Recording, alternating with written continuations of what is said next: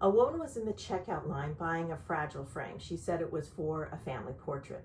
The checkout clerk ran her credit card, handed her the receipt, and then he dropped the frame. And it broke. And she said, "Oh my God, you broke the family frame." And he said, "No, I didn't." Everyone in line supported the woman and said, "Yes, you did. We saw you." The clerk said, "That's not true." The woman said, "Why are you trying to gaslight me? We all saw you." The clerk said, "I agree to disagree." The woman said, "This is not an agree to disagree moment. I have the receipt and witnesses." And then, with the privilege entitlement only someone could have to say this, the clerk dismissed the woman and shrugged his shoulders. And the other customers were shocked. And the woman said, "You know what, man? I'm done messing around with you. Just give me a refund. Here's the receipt." He said, "You didn't buy this." She said, "I am literally holding the receipt." The clerk said, "I don't see any receipt." Now, by this time, a bystander who became an ally had already gotten the manager and looked at the security footage and saw the whole thing.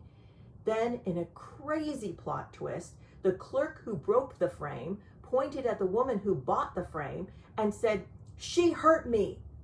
The manager said, "What are you talking about?" The clerk said, "She is accusing me of breaking this family frame, and her accusation is hurting my feelings."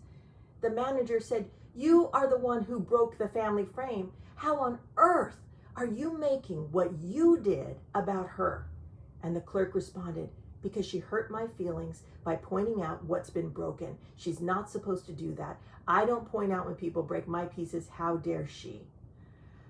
The manager took a deep breath and said, "What makes you think it's better to continue to silently carry pieces other people have broken and use that as an excuse to not repair what you break that belongs to others?"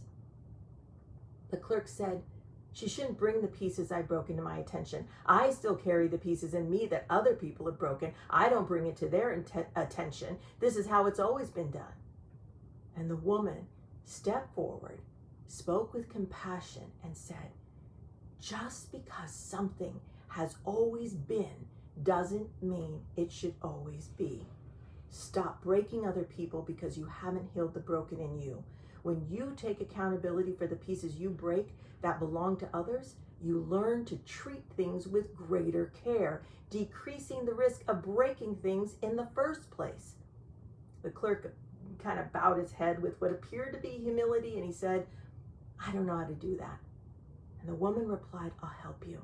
It starts by taking ownership and admitting what you've broken, offering repair, choosing not to gaslight others by denying realities that make you uncomfortable, and finally, learning to be accountable for your actions."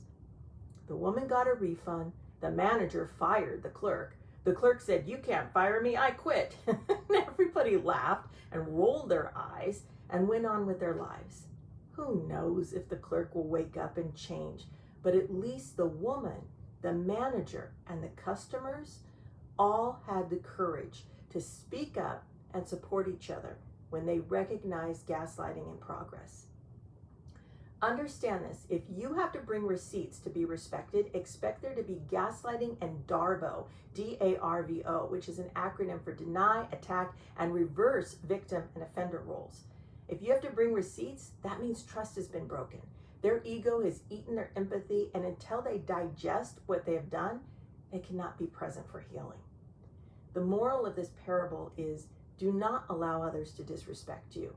Be an ally. If you see something, say something. Bring receipts, hold them accountable, and walk away if they don't offer repair.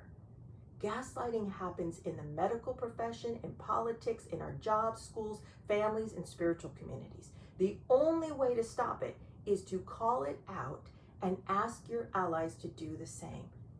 Don't allow one person in a group to color your experiences with others. Be brave enough to stand in the middle, to see all sides, ask clarifying questions, offer solutions, and then protect your peace and move on.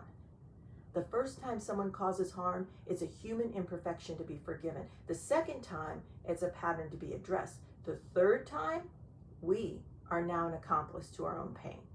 It's time to engage in radical responsibility, enforce the boundaries we set, and realize that sometimes the chaos in our lives starts with what we allow in.